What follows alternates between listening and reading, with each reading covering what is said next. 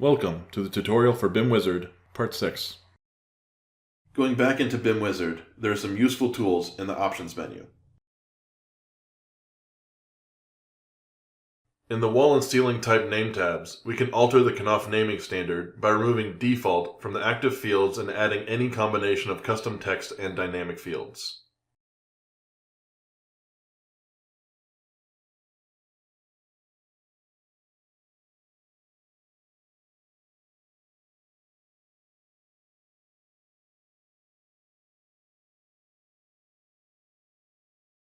The preview field below gives a sample of the new naming system.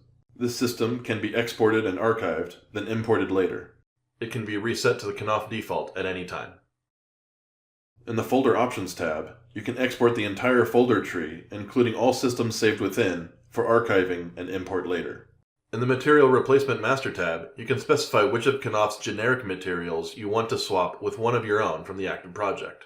Going forward, BIM Wizard will always use your material unless it can't be found in the active project or if you remove the assignment. Your entire replacement schedule can be exported and imported later by any BIM Wizard user.